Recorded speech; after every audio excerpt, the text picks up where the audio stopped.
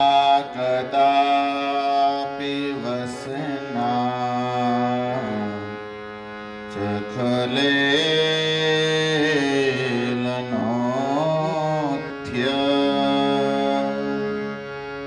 धन्यातिधन्यपवने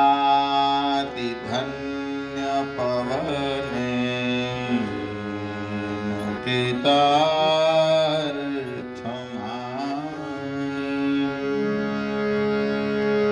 योगेन्द्रदुर्गमगते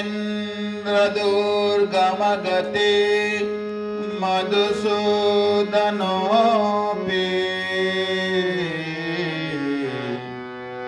तस्या नमोऽस्तु विश्वभानु भुवो दिशेऽपि कृष्णाय वासुदेवाय हरये परमात्मने प्रणतक्लेशनाशाय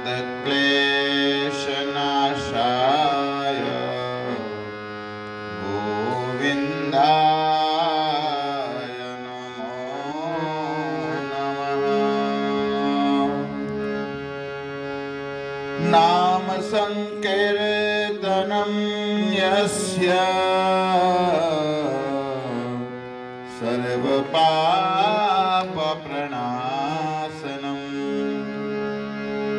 प्रणामो दुःखशमनं तं नमामि हरिपरम्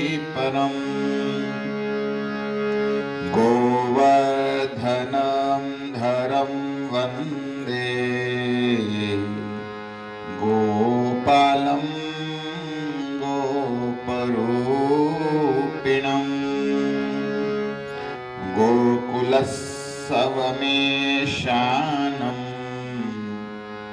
गोविन्दं गोपिकाप्रियम् गोविन्दं गोपिकाप्रियम्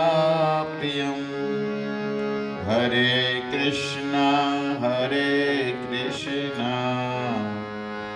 कृष्ण कृष्ण हरे हरे हरे राम राम राम हरे हरे।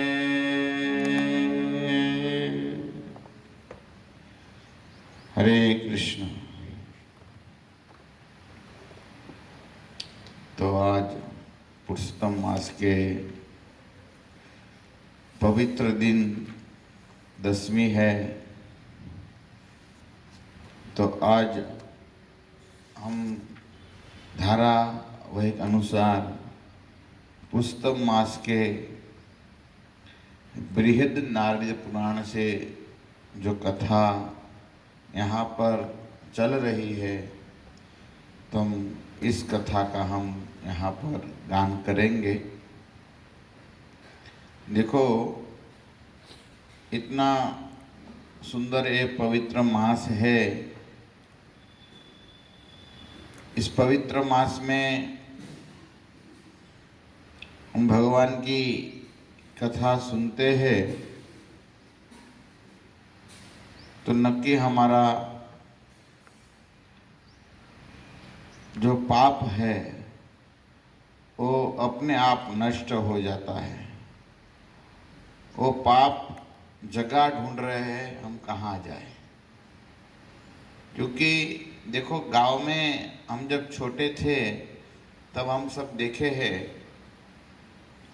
गांव की जो बूढ़ी जो होती है स्त्री, वो सब गांव में सब एकत्रित होती है और सुबह में 7 बजे से 11 बजे तक वो कुछ न कुछ सेवा करती है और भगवान गोवर्धन की पूजा करते हैं और कृष्ण का गुणगान करती है और ऐसे लीलाओं का भी पाठ करते हैं। तो हमने देखा है सहज भगवान को भोग भी लगाती है, तो अच्छा लगता है गांव में देखने से कम 2-3 घंटा इस पुरुषोत्तम मास में वो सब सेवा करती है। तो करना चाहिए हम सबको भी, कम से कम ये सब सेवा करने से भगवान प्रसन्न होते हैं। हम कल कथा सुन रहे थे, वो जो गौतमी के पुत्र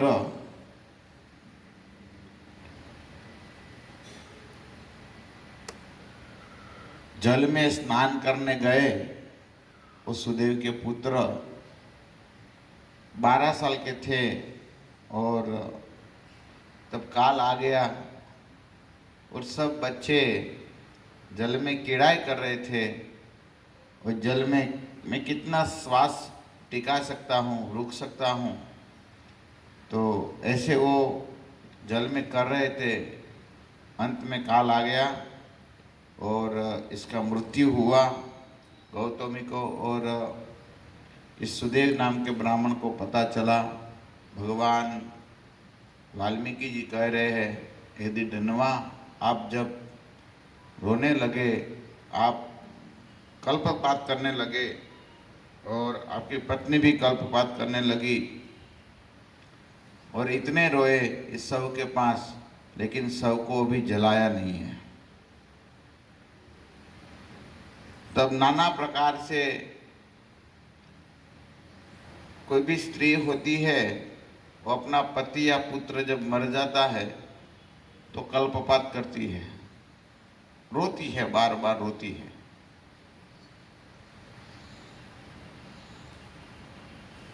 और यमराज या भगवान को गाली भी देती है। हमने सुने हैं, हमने गांव में सुने हैं। एक बार मैं 4थी कक्षा पढ़ रहा था, मुझे याद आ रहा है, तो एक कुटुंब में मर गए थे, तो वो बोला, हाय हाय, यमराज को भान नहीं है, मेरे पुत्र को मार दी। साथी कूट रही थी और यमराज को गाली दे रही थी। अभी तो मर गई, बूढ़ी होकर मर गई वो माँ। भाई यमराज का क्या कसूर है भाई? या भगवान को गाली देती है और दोष इसको देती है। अरे भाई, तुम्हारा पुत्र का कर्म पूरा हुआ है, आयुष पूरा हुआ है, इसके वजह से इसको शरीर छोड़ना पड़ा है, तो यमराज को क्यों गाली दे रही? तो देती है, स्वाभाविक स्त्री है, साथी कूट के गाली देती है। मेरा एक बच्चा मिला, दूसरा किसी का नहीं मिला, तो दूसरी माँ को नहीं दुख है, आपका ऐसा ऐसा मैं देखा है। तो ऐसे एक गाली नहीं दे रही थी, ये तो रो रही थी, हाय हाय मेरा पुत्र, तेरे बिना मैं कैसे जी पाऊंगा, अरे तू नहीं होगा तो पितल लोग को कैसे सुख मिलेगा। ऐसा सब वो गौतमी और सुदेव नाम के ब्राह्मण वो दोनों बोल रहे थे। तो इसमें और फिर दग्ध होके भगवान को प्रार्थना करने लगे। भगवान, ए देखो, पुत्र मर गया है, मरने से भी वो क्या कर रहे हैं? भगवान को प्रार्थना कर रहे हैं। यही हमको सीखना है, इस शास्त्र हमको यही सिखाता है। मर गया तो भगवान को प्रार्थना करो। वो कह रहे हैं, हे माधव, हे मुकुंद, हे विष्णु, हे पुंडरीकाक्ष, हे माधव, हे ऋषिकेश, यदुनाथ, रुक्मिणी के पति कृष्ण दीनानाथ, दीनबंधु, दया के सागर, मैं पुत्र वियोग से रो रही हूँ। देखो कितना सुंदर प्रार्थना की, कितना एक एक शब्द में कितना भार पड़ा हुआ है। माधव शब्द बोलने से क्या होता है? मतलब हे लक्ष्मी के पति, हे यदुनानाथ, यदुकुल के नाथ, हे रुक्मिणी के पति, हे कृष्ण, हे देव देवेश्वर, हे त्रिलोक के नाथ, हे योगेश्वर, हे बंशीधर, हे व्रजराज गोपाल, गोविंद चक्रधारी, कालिंदी विष दोष हरता, अर्थात कालिंदी के विष दोष हरता, मतलब जो कालिया नाग का जो भगवान ने उद्धार किया, वो लीला को स्मरण करती है। देखो पुत्र मर रहा है लेकिन भगवान की लीला को स्मरण कर रही है। समझ में आया? इस एक नाम भगवान की एक एक नाम से बड़ी बड़ी पीछे कथा होती है। जैसे भगवान का नाम है मधुसूदन। मधुसूदन भगवान का नाम क्यों पड़ा? मधुसूदन नाम क्यों पड़ा?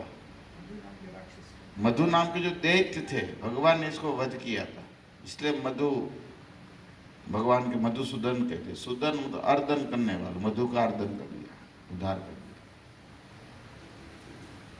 ये पृथ्वी के दो मधु और केटव ये पृथ्वी के पहले असुर है। ये जय विजय जो बने हो तो बाद में बने। इस संसार में सबसे पहले असुर आए, दैत्य कौन आए? मधु और केटव। इसलिए हमारे कृष्ण बलराम मंदिर में वृंदावन में मंगला आरती में मधु केटव को याद करते हैं। अब पता है ना कौन सा लाइन बोलते हैं? मंगला आरती में बोलते हैं विभा भरी शेष आलोक प्रवेश निंद्रा साड़ी उठ जीव रे। फिर आगे क्या बोलते हैं? मुकुंद मुरारी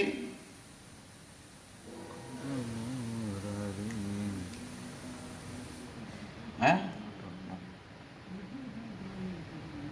इसमें कहते हैं ना विभा भरी शेष आलोक प्रवेश निंद्रा साड़ी उठ जीवा बोलो हरि हरि मुकुंद मुरारी राम कृष्ण हय ग्रीव। वो एक लाइन है। फिर आगे का लाइन क्या है? ये सब तो देखो आगे से वाला इसमें कहने का अर्थ है श्री मधुसूदन केटव सातन जय दासरथी राम, जो इसमें आता है कहते हैं मधुसूदन केटव का नाम इसमें आ गया। पहले दो असुर है तो याद है, इसलिए मैं आपको बता रहा हूँ इसलिए नाम। तो ये कह रहे देखो आगे कह रहे है मधु केटव के हारी। देखो इसमें आया है मधु और केटव के हारी। और आगे कहते हैं क्षीर सागर वासी वैकुंठपति परम ब्रह्म परमेश्वर है नरकासुर हारी। भगवान ने एक असुर मारा था नरकासुर, वो भगवान का पुत्र था, पृथ्वी से प्रकट हुआ है। नरकासुर की कथा आती है। नरकासुर कब मारते हैं भाई?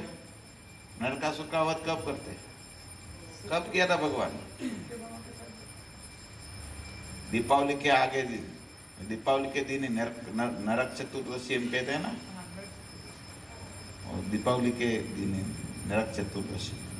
ठीक है, कहाँ कहाँ पुतला बनाते हैं। तिरुपति गए थे तो तिरुपति हमारे इस्कॉन मंदिर में बड़ा असुर बनाते हैं और फिर जलाते हैं। जैसे रावण को जलाते हैं ना, इसी तरह जलाते हैं। तो इसी तरह बहुत सुंदर प्रार्थना किया है। हम एक एक प्रार्थना बोलेंगे तो बहुत लीला का हो जाएगा, लेकिन वो फिर भगवान नारद जी ने कहे हे नारायण आप बताए। वो तो रो रही थी, दोनों पति पत्नी दंपति रो रहे थे, पुत्र का छव पड़ा था ये सामने। तो फिर क्या हुआ बताया। तब दृढ़ को वाल्मीकि जी कहने लगे सुनिए क्या हुआ। तब वो ऐसे भगवान को प्रार्थना कर रही, तब क्या हुआ।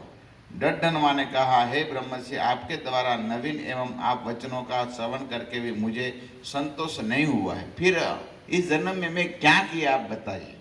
तब महर्षि वाल्मीकि जी कहने लगे हे भूमेश्वर इस प्रकार उस ब्राह्मण के विलाप करने से घोर गर्जना करता हुआ असमय ही मेघ आ गया। इस ब्राह्मण बोल रहा था ना हे भगवान को, हे माधव, हे दीन दयालु, हे मधु केटपहारी, हे नरकासुरहारी। ब्राह्मण का इतना आवाज से, तब बारिश का सीजन नहीं था लेकिन बारिश आ गया। इतना कातर भाव से प्रार्थना किया और क्या हो गया, बारिश होने लगा। कहते मेघ आने लगा। पर्वतों को कंपित करने वाला इस वाणी था। किसी प्रार्थना किया होगा, पर्वत तो कंपित होने लगा था और बिजली होने लगी थी, और तब जिससे पृथ्वी पर जलमग्न, तब क्या हुआ, पृथ्वी पूरा जलमय हो गया। कितनी प्रार्थना जोरदार किया होगा, आप सोचिए।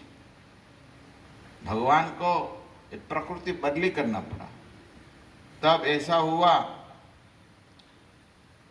तब इस सुदेव ब्राह्मण कुछ समझ न सका ये क्या हो रहा है। अंत में अन्न जल ग्रहण नहीं किया था इसने, कई दिन हो गया था, वो रो ही रहा था, सो पड़ा था। दोनों दंपति रो रहे थे और अन्न जल का त्याग हो गया था पुत्र के विरह में। और यहाँ पर लोग बोलते हैं पुत्र के विरह में कहाँ होते हैं, कुछ विरह विरह नहीं होते। मैं वो कहा था ना पूरी वाली कथा, याद था ना, नहीं वो खीर पूरी खा लिया था। यहाँ कोई ऐसा नहीं है, विरह विरह कुछ नहीं है। वो मरे तो अच्छे हुए, चलो। वो शौक होता है तो बहुत प्रेम करता है तो 2-3 महीना रहेगा, फिर कोई हमको याद नहीं करते। मर गए तो मर गए, कोई याद नहीं करता। कितने भी साथ में रहे हो, कितने भी प्रेम दिए हो, लेकिन कोई किसी को याद नहीं करते। ये काल का वहन में सब भूल जाते हैं। इसलिए सावधान रहो, जाग जाओ, ऐसा कार्य करो लोग याद करें। मरना मरना सब कहे, मरना न जाने कोई। लोग सब कहते हैं हम मरने हैं मरने हैं, क्या हम मर रहे हैं? मरना न जाने कोई, जानते नहीं। मरे तो कौन मरे? पितामह भीष्म मरे, आज इसको याद कर रहे हैं पूरे संसार। करे नहीं कर रहे? हरिदास ठाकुर को याद कर रहे। ऐसा मरना मरिए, ऐसा मरना, सब लोग याद करें। सब लोगों को याद करना चाहिए कि भाई बहुत अच्छा था, भक्त था, बहुत दानवीर था, दयालु था। इसकी कमी, जब गांव का बच्चे का बच्चा है तो भी इसको याद करें। ऐसा होता है गांव में कोई कोई व्यक्ति। तो विलाप कर रहा था तो कुछ समझ में नहीं आया। तब क्या हुआ देखो, मात्र इसने अन्न जल ग्रहण नहीं किया था, और तब मात्र ये पुत्र पुत्र करते हुए, विलाप करते हुए उसका वह माह व्यतीत हो गए। 1 महीना पूरा निकल गया। समझ में आया? इस पुत्र के विरह में पुत्र का शव पड़ा था यहाँ पर, 1 मास निकल गए। अभी आप कह सकते भाई इसमें बदबू नहीं आ रहा था, तब तो कुछ कीड़ा नहीं लग गया होगा। आप बोल सकते ना भाई गरुड़ जी ने दिया था वो पुत्र, कोई साधारण नहीं था। याद है ना सब ये लीला? ये पुत्र किसने दिया था? गरुड़ जी ने दिया था ये पुत्र, इसलिए कोई साधारण नहीं था ये पुत्र। और तब कहते हैं यह मास भगवान श्री कृष्ण का प्रिय पुरुषोत्तम मास था। वो अन्न जल और सब त्याग कर दिया था पुत्र के विरह में। और तब क्या हुआ, ये इस मास चल रहा था, पुरुषोत्तम मास। तब अज्ञान अवस्था में इस पुरुषोत्तम मास का पालन हो गया। बड़ी कथा है भाई। अज्ञान अवस्था में कुछ व्रत करना नहीं था, लेकिन पुत्र के विरह में हो गया। जल और अन्न इसने छोड़ दिया था। और तब कहते हैं अतः अज्ञान में भी ब्राह्मण द्वारा पुरुषोत्तम मास की उपासना हो गई। तब उस पुरुषोत्तम मास की सेवा से प्रसन्न, नव मेघ तुल्य सुंदर, सुख श्याम सुंदर, वनमाली विभूषित भगवान श्री हरि प्रकट हुए। लो, भगवान इसके सामने प्रकट हुए। और भगवान प्रकट हुए, फिर तो इस दोनों ने फिर भगवान की प्रार्थना किया और स्तुति किया, ऐसा किया। तो पुनः करबट खड़े होकर वह विचार करने लगे, भगवान श्री कृष्ण ही मेरे सर्वस्व है। और पुत्र को भी छोड़ दिया। वो पुत्र के ममत्व था वो भी निकल गया, और अभी भगवान सामने आ गए, क्योंकि दोनों भक्त थे न। तो फिर वो सामने आके भगवान को देखने लगे और भगवान की स्तुति मधुर वचनों में से कहने लगे। तो भगवान श्री कृष्णचंद्र प्रसन्न हो गए, और भगवान प्रसन्न हो गए। भगवान अपने प्रिय मधुर चंद्र समान मुखारविंद से भगवान कुछ बोलने लगे, कहने लगे। श्री हरि भगवान ने कहा, हे सुदेव, तुम धन्य हो, इस समय आप पूर्ण सौभाग्यशाली हो। आपके सौभाग्य का आकलन करने में तीनों लोकों में कौन समर्थ है। आप कितने, भगवान इसका गुणगान गाने लगे, हे तात, हे तपस्वी, घटनीय भविष्य में उसका मैं वर्णन करूंगा। भगवान कहते हैं तुम श्रवण करो। आज तुम्हारा जो अवस्था है, इस अवस्था को मैं एक सुंदर इतिहास आपको कहता हूं, आप सुनिए। जो भगवान कृष्ण अभी देखो नहीं आया, अभी भगवान कृष्ण प्रकट हुए और भगवान कृष्ण भी एक इतिहास कह रहे हैं।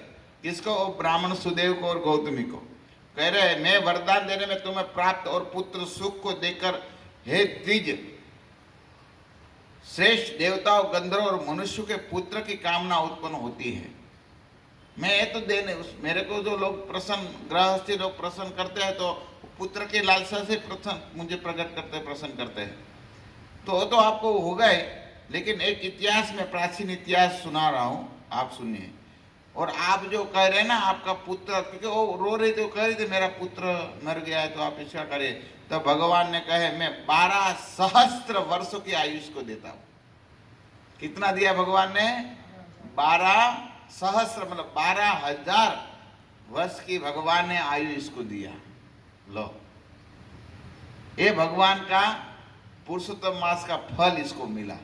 वो भी कोई भाव कुभाव हो गया था, जबरदस्ती किया ही नहीं था, लेकिन विरह में मतलब भगवान कितना कृपालु है। देखो, जो एन केन प्रकार है ना व्रत पालन करते तो भगवान कैसे प्रकट होते। कुछ नहीं, इसने तो पुत्र के विरह में, जैसे अजामिल भगवान के नाम लेने से, अपने पुत्र का नाम लेने से भगवान के धाम में गए, इसी तरह इस सुदेव ब्राह्मण पुत्र के मोह में रो रहा था और भगवान प्रसन्न हो गए। तब भगवान कहने लगे, सुनिए, एक प्राचीन इतिहास में सुना रहा हूं। पहले मार्कंडेय मुनि ने महाराज रघु को यह सुनाया था। ये नया कथा आ रही, सुनिए। रघु महाराज ने मार्कंडेय ऋषि से कथा सुनी थी। कहते हैं, धनु नाम के एक मुनि तीनों लोगों को पुत्र रूपी मानसिक चिंता से दग्ध देकर स्वयं ही दुखी हो गए थे। कहते हैं, पहले कोई उत्तम अंतकरण वाले धनुर नाम के मुनि थे।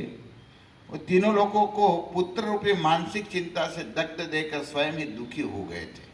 तब वे अमर पुत्र प्राप्त करने की कामना से भीषण तप करने लगे। कौन? तो धनुर मुनि। वो ऐसा सोचे, मुझे ऐसा पुत्र, मरे ऐसा पुत्र नहीं, अमर पुत्र हो जाए, ऐसा पुत्र की कामना करने से वो तपस्या करने लगे। तब कहते हैं, और धनु मुनि देवताओं को अमर, तब क्या हुआ, इसने तपस्या किया देवता का, देवताओं प्रसन्न हो गए, और देवता प्रसन्न हो गए तो इसने के पास याचना किया। इसने धनु मुनि देवताओं के अजर अमर पुत्र की याचना की। इस पर देवताओं ने कहा, मृत्यु लोक में ऐसा कोई पुत्र नहीं है, कोई संसार में ऐसा नहीं है जो मर नहीं सकते, मैं आपको अमर पुत्र दे नहीं सकता हूं, देवता लोक ने कहे। तब धनुर्मुनि देवताओं से कहा, तब मुझे मर्यादा बंधित आयु का पुत्र दीजिए, कम से कम ऐसा पुत्र दीजिए, आयु लंबी हो ऐसा पुत्र तो दीजिए। समझ में आया? जैसे भगवान ने कहा है ना कि आपका पुत्र है अभी कितना 12,000 साल, ऐसे मर्यादा कम से कम लंबा जिए, दीर्घायु, ऐसा पुत्र हमको दीजिए। तब देवताओं ने कहा, ऐसी मर्यादा की सीमा चाहिए। यह कहे तब मुनि बोले, इस महान पर्वत की स्थिति तक मेरे पुत्र की आयु हो। तो एक बड़ा पर्वत था यहाँ पर, और पर्वत के देखकर कहे, ये पर्वत है ना, ये पर्वत की जितनी आयु है इतना मेरे पुत्र की आयु हो। अभी पर्वत थोड़ी ऐसा मिटेगा, हजारों साल निकल जाता है तो भी पर्वत तो मिटते नहीं है। ये बड़ी कथा है, लेकिन मैं पढ़कर कहूंगा तो बहुत समय लग जाएगा। तो ठीक है, पुत्र तो दिया देवताओं ने, लेकिन ये पुत्र शरारत हुआ। देखो, इसलिए मांगना है ना तो भगवान के पास मांगना चाहिए। देवताओं के पास मांगने से कोई फिक्स नहीं है क्या कैसा पुत्र मिल जाए क्या। मैं कई बार बोलता हूँ, लेकिन अभी मैं दृष्टांत देना बंद कर दिया है। एक बार दे दिया था, अभी फिर बंद कर दिया है, अभी नहीं देना है, क्योंकि किसी को दुख लग जाता है। देवताओं को देते हैं, पुत्र देते, लेकिन कैसा हो, सुखी हो दुखी, माता पिता को संभाले न संभाले कोई पता नहीं। जाते हैं ना देवी देवता के पास, हमको पुत्र दीजिए, पुत्र देते भी है, लेकिन कैसा पुत्र दे वो फिक्स नहीं है। इसलिए भगवान के पास मांगो, हमारे नसीब में होगा तो भगवान आपको जरूर पुत्र देंगे, और नहीं होगा तो नहीं देंगे। और देवता के पास जाए, देवता प्रसन्न हो गए दे भी देंगे, लेकिन फिर आपको संभाले नहीं संभाले, मारेगा क्या पता है, होता है।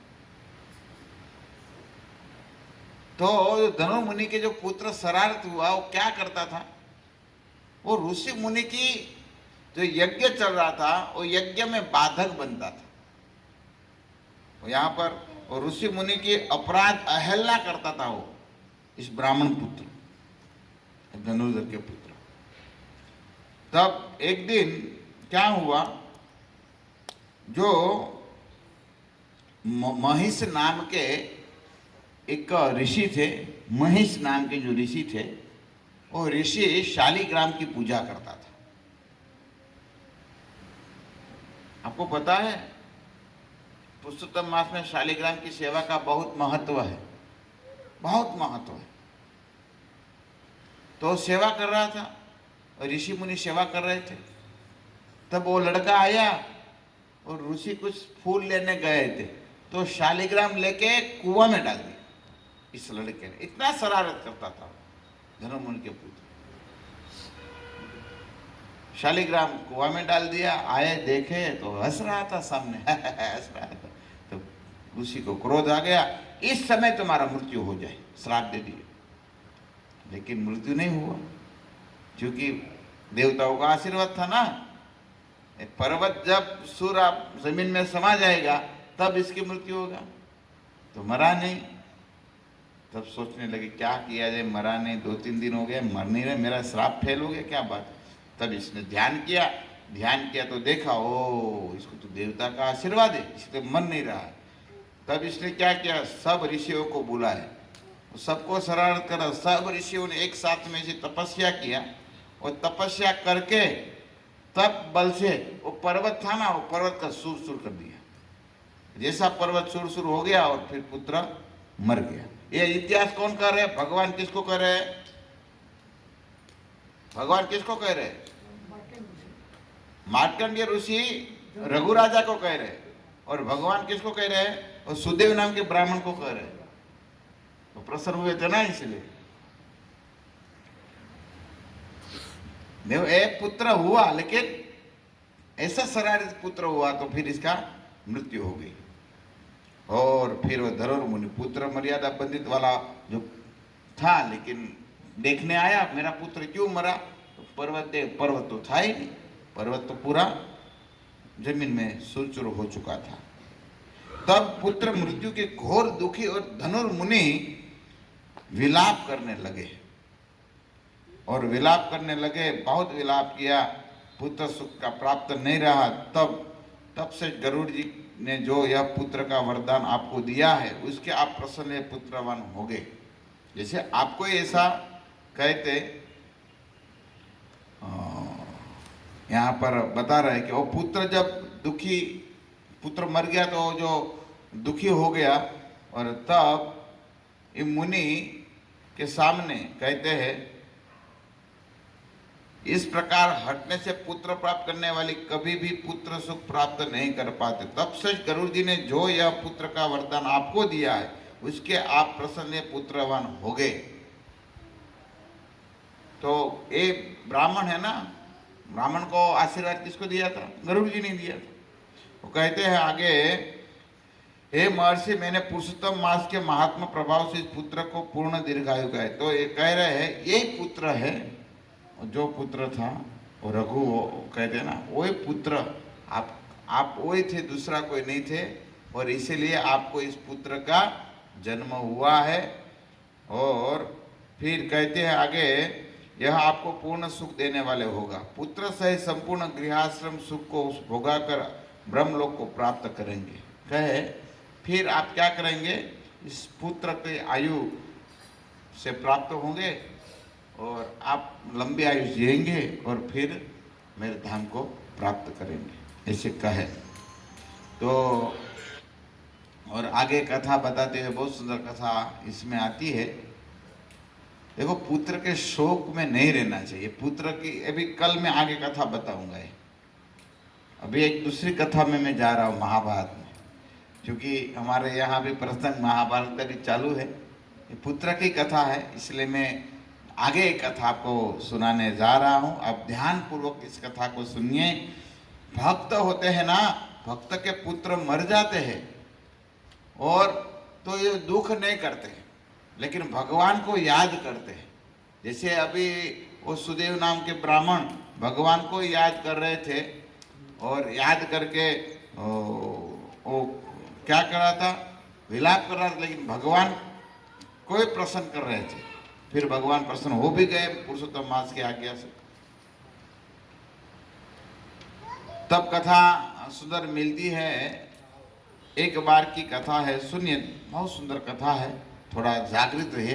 हरे कृष्णा कृष्णा कृष्णा हरे हरे, हरे राम राम राम हरे। महाभारत की एक कथा है। महाराज धर्मात्मा युधिष्ठिर महाराज